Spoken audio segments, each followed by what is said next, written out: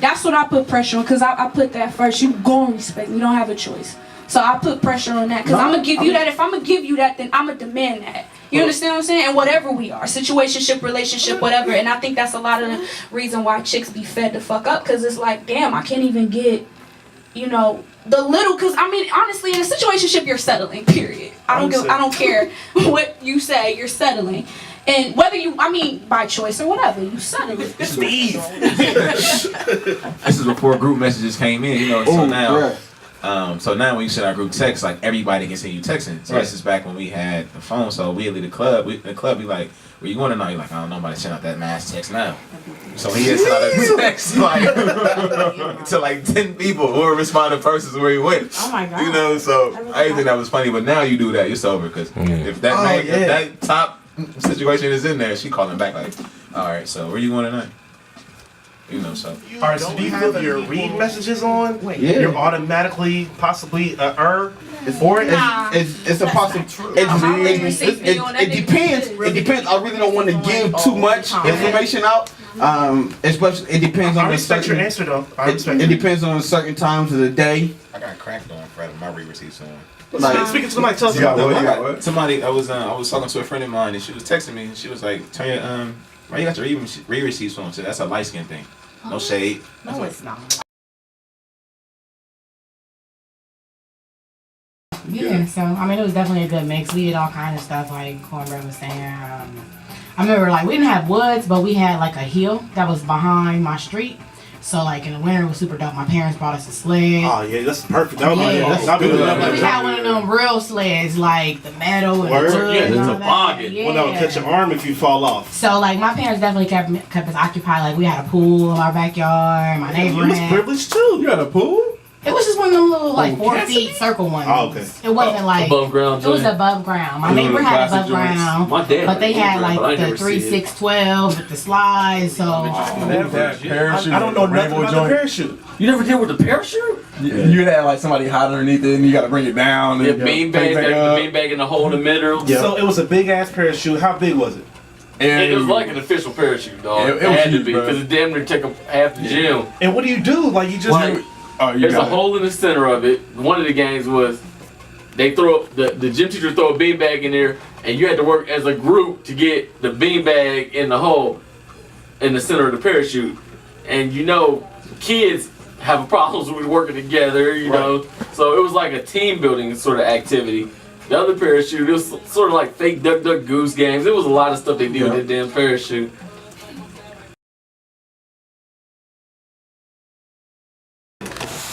Definitely someone that is the lead. I believe a household should run God first, then the man follows God, and then the woman follows the man. Okay. So definitely someone that can lead through Christ, because that's how my household ran. Nice. Basically. That's not bad. And someone that is like, can be my protector. I don't want to feel like I'm not being protected by my man. You don't want no weakness. Yeah. If I hear a weird noise down the hallway, I'm not checking it.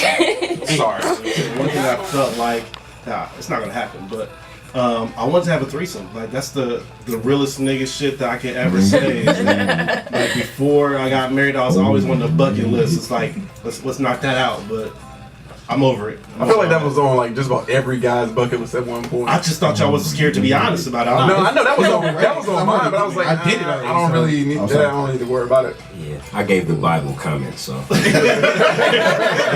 She pretty much shut it down.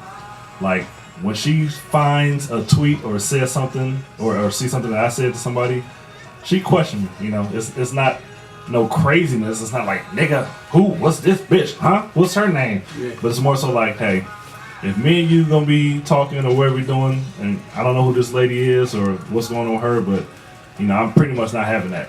So You be like, okay, like man. yeah. So when she stepped up to me like that, I was like, you know what? I like that. So ladies, if you're listening, you know, you definitely got to be firm with your man. You know, make sure you got some ground rules. Yeah. Try to be, you know, Just don't be.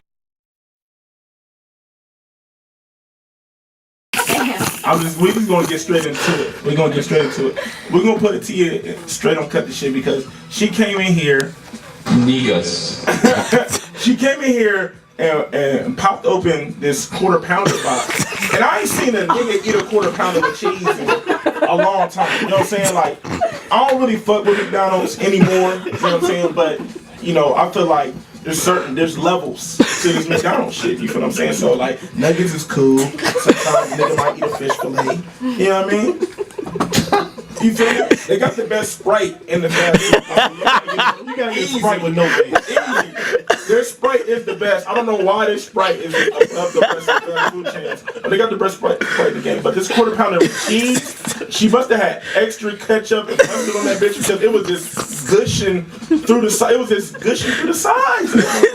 And like she popped this bitch open and was eating it with authority. Like she was in her zone. She was in the 2-3 zone. Nobody could stop her.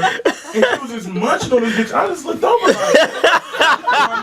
When I do decide to finally have kids, if I do want it to be by a person that I'm married to. Yes. But right now it's so hard to even be with someone, let alone commit lifelong to somebody. So I don't want to be nobody's baby dad. I don't want to pay no child support. No mother of child, no baby mamas, nothing. None of that. You know what I mean? So at this point I'm perfectly content if I never have a kid or never get married, as long because it has to be with the right person. And I'd rather just not ever have it than have it with the wrong person. So. I think just as a whole, like our generation is, when you look at like past generations, like marriage, people try to make things work. Well, now it's like divorce rates are like just skyrocketing. Like people don't really try to work things out. Like people, the first sign of trouble is like, all right, I don't have to deal with this shit. I'm out. Like, not saying everybody, but the vast majority of people in relationships in our generation just don't put forth the actual work and effort to making things work before they're just ready to dip out and find somebody else. So not only are people not